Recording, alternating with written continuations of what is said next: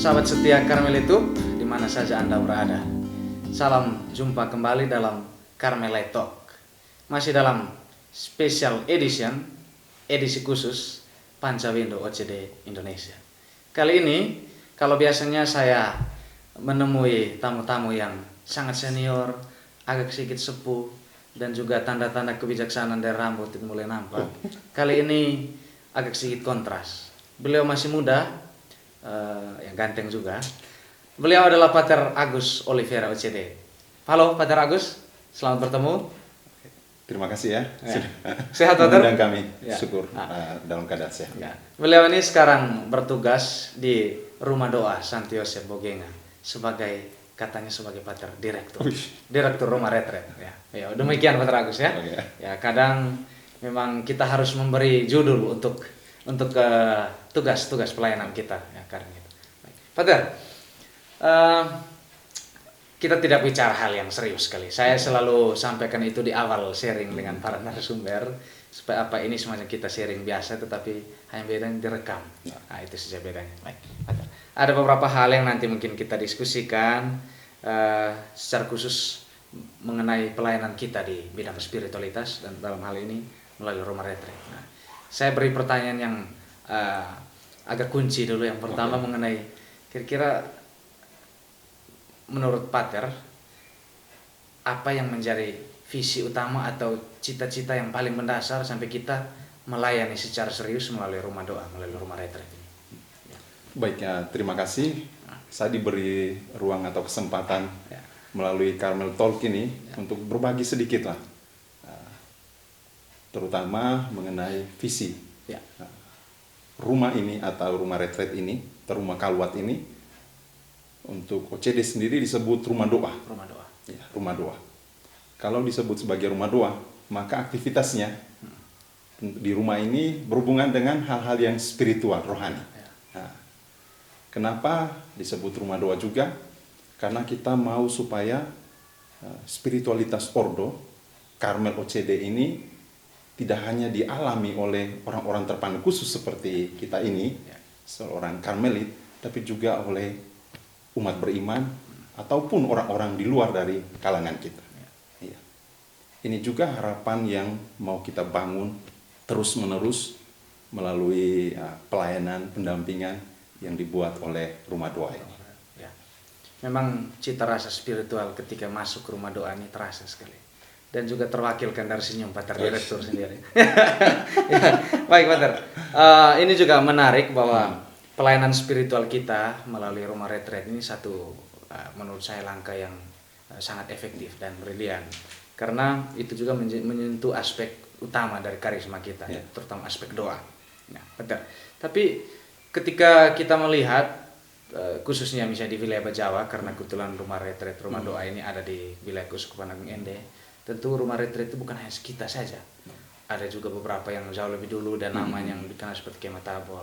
Juga ada punya beberapa biara, beberapa suster. Minta maaf, bukan maksud karena tidak endorse, tidak disebut. Tapi ya artinya memang saking banyaknya Rumah Retret yang ada. Tapi menurut Pater, apa yang menjadi pembeda Rumah Retret kita ini dengan rumah-rumah retret lain?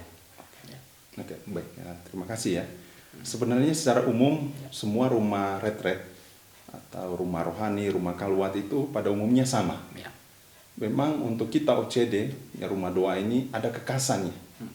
Kekasannya itu terletak pada bagaimana kita menghantar orang untuk masuk yang namanya sampai pada kedalaman batin.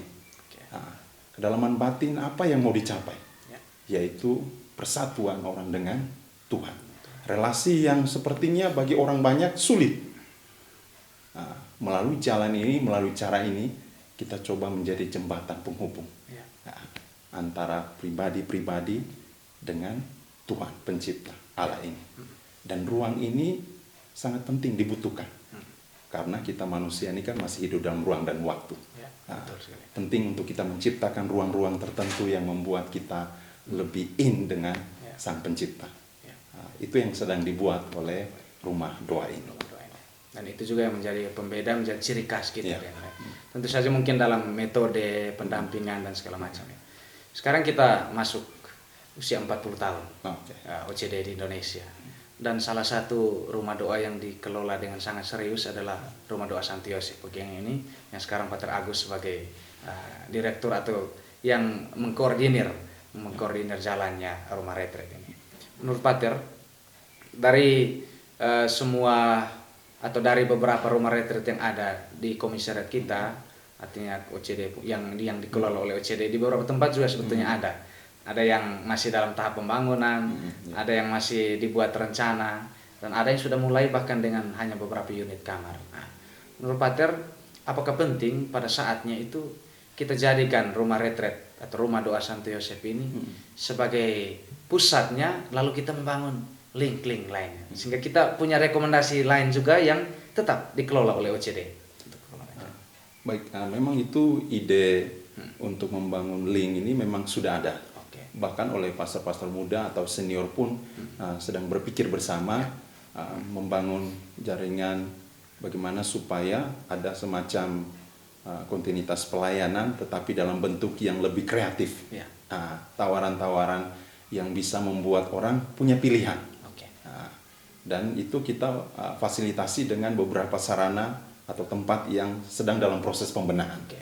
Seperti Rumah Doa Bogenga, Santo Yosef Bogenga yang ada di Marogela, yang selain dalam desain besar oleh Pater Flori, maupun rumah doa kita yang menjadi rumah pembinaan juga untuk awam OCD, dikenal OCDS atau Sahabat Karmel itu di Wakaseko, wilayah Nagekeo. Nah, itu masih di Kuskupan Agung Ende. Masih di dalam Kuskupan Agung Ende. Mungkin ini salah satu hal yang sedang dibuat oleh Ordo untuk membumikan spiritualitasnya di keuskupan ini maupun gereja secara keseluruhan. Menurut Pater, kita pernah diskusi mengenai kemungkinan kita perlu ada semacam satu pusat spiritualitas OCD di Indonesia. Apakah mungkin pusat rumah doa, kalau seandainya nanti link-link lain yang itu jadi, apakah mungkin pusat rumah retret ini, Rumah Doa Santo Yosef ini juga menjadi sekaligus pusat spiritualitas OCD? Kalau soal katakan mungkin, sangat mungkin, sangat mungkin. Ini dibangun dari rasa optimis juga ya. Sebagai seorang terpanggil dalam tugas pelayanan untuk Ordo, tapi itu untuk gereja, kepentingan gereja, maka hal-hal baik positif yang sedang dibuat saat ini perlu untuk kita teruskan, kita wujudkan itu. Mungkin walaupun masih dalam proses pengembangan. Oke, baik Pater. Kita tadi bicara tentang visi yang sangat besar mengenai bagaimana nanti dan ya tentu saja dilihat dari situasi hari ini. Sekarang lebih konkret, Pater, rumah retret ini selain menawarkan pendampingan rohani tentu saja dan mungkin Pater perlu perkenalkan fasilitas atau apa kita menerima, apakah hanya khusus untuk kegiatan rohani atau juga mungkin misalnya penggunaan gedung atau fasilitas yang ada atau seperti apa? Baik, untuk rumah doa ini sendiri memang sasaran utama itu adalah pendampingan spiritual. Tetapi kita juga sadari bahwa ruang spiritual ini juga harus lebih kontekstual dengan keadaan perkembangan perubahan zaman. Sederhananya seperti kalau ada permintaan dari pemerintah LSM mau gunakan gedung ini, mengapa tidak? Bahkan banyak orang yang justru menggunakan kegiatan untuk aktivitasnya sekedar pemerintahan ataupun karya-karya sosial dan lain sebagainya di tempat ini, justru mereka ketika tiba di tempat ini atau dalam proses kegiatan itu, mereka memberi satu kesan yang positif. Ruang atau tempat ini bisa menjadi salah satu pilihan. Walaupun ada banyak pilihan, tapi tempat ini menjadi salah satu pilihan untuk bisa orang selain untuk kepentingan yang namanya sangat duniawi, tapi juga ada unsur spiritualnya. Baik Pater, bicara mengenai fasilitas, ada hubungan dengan keterjangkauan. Tidak perlu disebutkan harganya, apakah cukup terjangkau karena ya, sampai kita menjadi sangat terlalu eksklusif dan sulit artinya hanya membuka untuk kalangan tertentu itu juga menjadi, karena ini berkaitan erat dengan bagaimana pelayanan karisma kita ya kan? Ya, ya. Ya, bagaimana dengan keterjangkauan kita misalnya datang untuk menggunakan ruangan fasilitas di sini. Pater boleh rumuskan pakai bahasa yang langsung atau boleh disamar silakan. Sebenarnya kalau sejauh ini di rumah doa ini Ya. banyak teman-teman atau orang-orang muda Ya. yang datang menggunakan fasilitas di sini, memang mereka pada umumnya masih beri satu pandangan yang positif. Selain karena fasilitasnya yang masih memungkinkan untuk mereka kegiatan di sini, ataupun ya orang bilang perhitungan ekonomis pun ada. Ya, biar bagaimanapun rumah doa ini butuh untuk ada semacam keberlanjutan pelayanannya. Dan kita tidak bisa menafikan bahwa kita memang butuh juga faktor pendukung, akomodasi, ya. Akomodasi untuk kegiatan. Dan biasanya pendekatan kita pada orang-orang yang akan menggunakan itu pendekatan yang sangat manusiawi sih. Ya. Termasuk pertimbangan-pertimbangan berapa kemampuan mereka untuk bisa ini. Sehingga kita tidak menutup ruang yang sampai pada titik kita mengejar profitnya, Betul. kita lupa tentang bagaimana pelayanan kita ini. Itu yang penting. Iya. Memang jawabannya sangat khas Direktur Rumah Retret ya. Sebetulnya saya secara tidak langsung mau mengatakan jangan terlalu mahal-mahal supaya orang-orang paling sederhana pun bisa menjangkau, supaya pelayanan yang kita jadikan tujuan utama itu juga tercapai, menyentuh semakin banyak orang. Baik, Pater. Pater sudah berapa tahun ya di sini? Sudah hampir 2 tahun, tahun kedua? Iya. Bahkan lebih ya? Ya, 2 tahun lebih lah. Ya. Berjalan dalam 3 tahun. Artinya mungkin saya ingin dengar sedikit sharing Pater ini kan sebagai imam yang masih fresh, ya, fresh graduate ini. Nah, tentu memang masih berapi-api, tetapi juga tentu ada semacam satu beban besar yang diletakkan ke pundak Pater sebagai koordinator di rumah retreat ini. Bagaimana sejauh ini pengalaman Pater? Apakah menyesal menerima tanggung jawab ini ataukah ada satu hal juga yang disyukuri? Ya, silakan Kak. Sebenarnya secara pribadi sih saya sangat bersyukur ya. Bisa berada, ini kan unit karya komisariat OCD Indonesia. Kalau boleh dikatakan salah satu atau satu-satunya ya untuk ini, selain daripada unit karya lainnya. Tapi ini salah satu unit karya Ordo yang mana pendampingan fokusnya pada pelayanan spiritual. Tentu ini tanggung jawab yang besar yang saya secara pribadi ada tim di dalamnya. Ada Pater Urbanus, sementara ada Frater Fanci dalam persiapan tabisan diakonnya, maupun Frater Rian dan tim komunitas rumah novisiat. Ada Pater Superior, Pater Flavi, dan juga ada Pater Kosmas. Memang selama ini kami berkolaborasi dalam pendampingannya.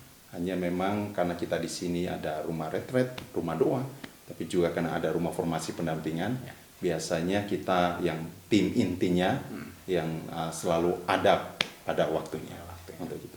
Tapi memang untuk soal beban sih semua orang namanya diberi tanggung jawab, pasti dengan sendirinya tanggung jawab itu beban. Hanya sekarang bagaimana kita menerjemahkan tanggung jawab ini dengan komitmen untuk lebih serius untuk menangani ini, karena ini juga menjadi wajah Ordo juga. Terima kasih Pater, dan itu terlihat sekali. Nanti akan ada cuplikan-cuplikan bagaimana penataannya begitu ya estetik, tapi juga sangat ekologis. Ya. Beberapa hal ini juga menjadi satu hal yang menurut saya ini satu bukan sekedar kontribusi tetapi pemberian dari Pater sebagai yang mewakili generasi muda dalam komisariat kita. Semoga ini juga memberi satu optimisme bahwa ke depan OCD di usia yang ke-40 ini akan makin cerah di usia-usia tambahan. Nah, Pater, mengenai pendampingan, ya sejauh ini saya juga mengamati kebetulan dulu praktek pastoral di rumah retret. Hanya unit yang baru ini belum, waktu itu belum sedang dibangun, belum dioperasikan. Sebagian besar sejauh ini kelompok-kelompok kategorial sekolahan, anak-anak sekolah dari usia SD sampai SMA dan beberapa kelompok kategorial lain. Menurut Pater, yang menjadi kesulitan biasanya dalam pendampingan anak-anak sekolah itu tentu saja ya itu juga menjadi satu peluang bagus ya kita pendampingan sedini mungkin. Menurut Pater, tantangan dan yang justru menjadi peluang dari pendampingan anak-anak muda remaja kita ini dalam hal apa? Anak-anak kita sekarang kan orang bilang anak-anak 4G ya. Anak-anak milenial, anak-anak zaman now dengan segala fasilitas yang membuat mereka sebenarnya jauh lebih maju daripada kita. Tetapi kami dari tim Rumah Doa OCD yang ada di Bajawa ini melihat sebenarnya perkembangan teknologi fasilitas itu kadang tidak menjadi jaminan juga. Iya, itu kan faktor-faktor eksternal penunjang kreativitas manusiawi kita. Tapi ada hal yang mau kami kembangkan, mau kami bantu orang-orang muda itu adalah soal ini. Iya, soal hati manusia ini. Iya. Mungkin banyak pengetahuan yang diresapi dengan kreativitas yang boleh katakan seperti ya Proteros ini yang luar biasa ini. Tapi kita perlu membantu menolong mereka dengan cara lain. Tentu kita masuk juga sesuai dengan perkembangan zaman. Iya. Kebutuhan atau kemasan pendampingan juga harus sesuai dengan perkembangan zaman. Supaya harapan target kita itu tersampaikan. Iya. Tapi kita juga tidak bisa menyangkal bahwa memang unsur-unsur lain itu juga dibutuhkan. Baik Pak, setiap pendampingan tentu saja semacam ada satu target yang ingin dicapai. Kalau pendampingan anak-anak remaja seperti ini yang mana pada saat-saat tertentu baru sekolah titipkan ke kita. Sejauh Pak terlihat kira-kira tolak ukur apa yang kita bisa pakai bahwa pendampingan spiritual kita ini berhasil. Baik, untuk tolak ukur sih, namanya hidup spiritual itu dia itu dinamis. Iya. Dia tidak statis. Dia dinamis dalam pengertian kita mendampingi mungkin periode tertentu. Betul. Iya. Tapi setidaknya dalam periode tertentu kita bisa buat apa untuk orang muda. Iya. Mungkin target untuk masa depannya bisa saja kita tidak bisa jangkau. Tapi setidaknya kita bisa menolong dengan hal yang sederhana di saat ini. Iya. Karena manusia juga kan kadang-kadang situasi bisa mengubah orang. Keadaan bisa mengubah orang. Dan kita selalu yakin karya Roh Kudus itu jauh lebih luas daripada upaya-upaya manusia kita yang sebenarnya dibatasi ruang, tempat, waktu itu. Iya. Tapi kita percaya bahwa Tuhan punya cara yang jauh lebih luas yang bisa menjangkau ruang yang menurut kita tidak mungkin. Pater, saya ingat persis satu ketika Pater Abdul pernah sharing di meja makan di paroki. Mungkin mengenai peristiwa yang saya agak sedikit samarkan, tapi intinya ada satu mahasiswi dulu ketika SMP, bahkan sejak SD, SMP, SMA selalu ikut retret di biara kita di sini di Rumah Doa Santo Yosef ini. Lalu waktu itu dia datang ke biara mau bertemu salah satu pastor kita yang dulu pernah juga mendampingi dia ketika retret. Jadi dia tuh hanya datang mau konsultasi, dia mau semacam mau dapat pencerahan lagi mengenai, karena dia dekat dengan satu cowok. Ya kita arahnya ke sana. Jadi cowok ini semacam menuntut dari relasi mereka tuh ada satu bukti yang ada. Tapi dia ingat persis, dia bilang, Pater, saya ingat betul dulu ketika saya retret salah satu pater OCD yang namanya waktu itu Pater Abdul tidak disebut, tapi dikatakan ada satu pesan, katakan kamu anak gadis itu sebelum kamu mempersembahkan dirimu untuk calon suamimu nanti harus mulai sekarang mempersembahkan dirimu untuk Bunda Maria, persembahkan kesucian. Artinya menurut saya ini satu hal yang luar biasa, bagaimana seorang anak muda ini dia ingat persis, entah itu waktu dia SMP atau SD Pater itu sampaikan pesan seperti itu. Tapi bagi saya ini satu hal yang juga kita bisa lihat bahwa pendampingan kita terhadap remaja ini juga benar menyentuh mereka hal tertentu. Nah, bagaimana Pater melihat situasi sekarang? Ya situasi yang ya tentu saja berbeda dengan konteks generasi sebelumnya, juga punya tantangan sendiri. Dalam pendampingan itu biasanya Pater beri penekanan khusus misalnya dalam hal apa?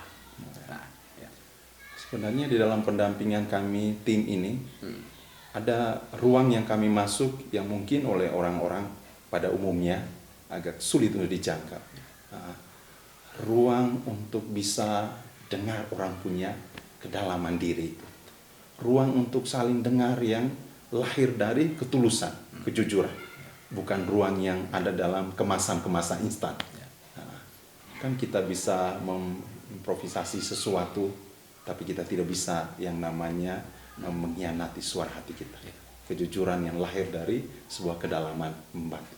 Dan ini yang perlu dimiliki oleh orang-orang muda. Seperti si cewek tadi, si gadis ini. Dia cari karena memang ruang ini sangat penting. Memang baik kalau sejak awal orang-orang muda ini punya kedekatan pribadi dengan Tuhan, dengan mulai dipacu dari dalam diri. Jadi dia tidak hanya hidup karena terpaksa, hidup karena hanya untuk membuat target-target tertentu yang sebenarnya tidak menjadi jaminan juga. Ya. Tapi ketika orang punya satu kedalaman diri di mana dia mau supaya dia bisa hidup lebih baik, bisa bermanfaat untuk orang banyak, di saat itulah sebenarnya orang temukan namanya kebahagiaan, sukacita itu, hidup untuk orang lain. Ya. Tadi menarik ketika Pater katakan bahwa bicara tentang hal spiritual, kerohanian itu sesuatu yang dinamis. Nah, sama halnya ketika misalnya para guru dari sekolah-sekolah yang datang antar anak didik untuk ini, mereka ada beberapa yang menyampaikan saya mengharapkan satu hasil instan, bahwa dalam durasi retret 2 hari 3 malam itu harus bisa merubah anak didik mereka dalam sekejap. Saya pernah mendengar langsung kapan itu dan saya sempat goyang katakan tidak. Mungkin saat ini kita bisa ubah mereka, tapi kita memberi satu dua bekal untuk mereka supaya mereka bisa untuk ambil keputusan, bisa untuk mengatur langkahnya ke depan. Saya kira itu juga tolak ukur yang kita bisa pakai, karena sekali hasil instan 3 hari, atau mungkin Pater punya resep khusus untuk langsung bisa mengubah orang dalam sekejap. Ya. Sebenarnya kalau memang ada ruang-ruang seperti itu dalam pikiran para pendamping, pada umumnya selalu ada. Itu ada. Bahkan kami para pendamping pun mengharapkan demikian. Nah, tetapi kita juga harus sadari bahwa setiap orang, setiap anak, setiap manusia ini kan punya pengalaman perjalanan hidup yang boleh dikatakan tidak sama. Tidak sama. Contoh paling sederhana misalnya orang dalam sebuah keluarga, nah itu pun sama. Walaupun anak itu kembar dengan fisik yang boleh dikatakan sempurna, mirip sama, tetapi ada hal tertentu yang sebenarnya yang membuat pembeda di antara mereka. Apalagi ini mendampingi anak-anak yang datang dengan latar belakang yang berbeda-beda. Maka yang ruang untuk dengar, untuk terima itu adalah pintu masuk. Kita jadi teman lah, sahabat, saudara seperjalanan lah, mendampingi mereka. Tapi pada akhirnya kita harus mengantar mereka supaya mereka berjalan dengan Tuhan, bukan berjalan dengan kita. Wah, luar biasa. Jadi membawa mereka bukan pada kita, tapi bawa mereka pada Tuhan. Sebagai penutup, Pater, apa yang ingin disampaikan? Bisa berupa harapan atau apa yang ingin disampaikan supaya rumah doa ini memang semakin selain dikenal, tapi juga semakin memberi banyak manfaat dan berkat bagi orang-orang yang datang. Baik, harapan kami semoga melalui kehadiran rumah doa ini, rumah ini tidak menjadi rumah yang milik OCD, tapi rumah ini menjadi milik kita bersama. Untuk apa? Untuk bisa kita dekat dengan Tuhan, tapi juga dekat dengan sesama. Nah, rumah ini hanya tempat, sarana yang kiranya membantu kita, orang beriman maupun kita sebagai manusia untuk tetap punya harapan dalam hidup, punya keyakinan bahwa kita tidak sendiri di hidup ini. Itu saja sih. Wah, terima kasih banyak, Pater. Obrolan kita semakin meluas, tapi juga semoga semakin mendalam. Ya, kurang lebihnya, sahabat sekalian boleh menarik pesan. Apa yang kami sampaikan ini mungkin tidak bisa mewakili apa yang seluruhnya ingin kami sampaikan, tetapi inilah. Terima kasih banyak. Sampai bertemu di lain kesempatan.